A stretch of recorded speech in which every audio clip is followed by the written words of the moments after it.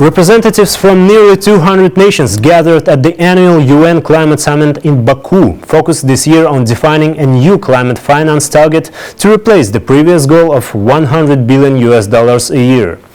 The delegates once again negotiated international agreements and commitments to combat the climate crisis and ways to offer more support to the developing countries. Scientists warned progress was not on track and inaction could cause irreversible damage to our planet. Speaking at COP29, a report from the independent high-level expert group on climate finance said target annual figure would need to rise to $1.3 trillion a year by 2035 to move to greener energy and protect against extreme weather. But some were questioning if the re-election of Donald Trump, a climate change skeptic, would change plans or even derail agreements. So, will politics play a role at this gathering, and how will developing nations level the playing field? More details in a report by Balzhan Samigulina. Baku, Azerbaijan, the world's first oil town, hosted the UN's annual conference on tackling climate change. The world gathering started amid warnings that 2024 will be the hottest year on record. For many countries, the climate crisis is no longer a distant threat. Extreme weather patterns are becoming more common with devastating consequences. Scientists and officials warn the numbers are undeniable. Whether you see them or not, people are suffering in the shadows. They are dying in the dark, and they need more than compassion, more than prayers and paperwork, and they're crying out for leadership and action.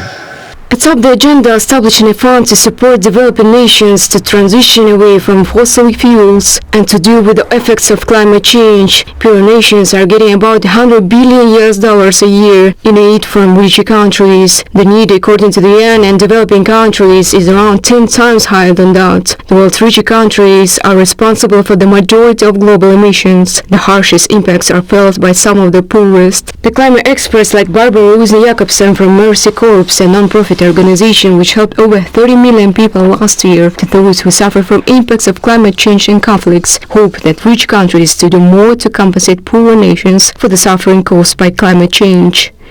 It's a matter of climate justice in a way. It's about those who are who played the biggest role in creating the climate crisis, providing support to those who have done least to cause the climate crisis but are suffering the impacts from it. So this is a huge topic on the agenda. It is going to be the topic of negotiations for throughout the full 2 weeks here, and we're almost at the midpoint now. But the financing goal is competing for attention with economic concerns, war in the Middle East, and the election of Donald Trump, a climate change denier, for a second term as President of the United States, the world's biggest economy. I want to thank the American people for the extraordinary honor of being elected your 47th president and your 45th president.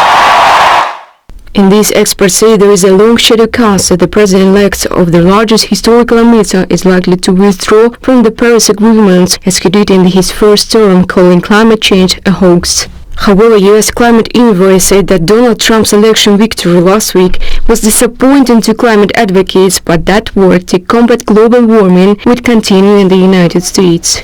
While the United States federal government under Donald Trump may put climate change action on the back burner, the work to contain climate change is going to continue in the United States with commitment and passion and belief.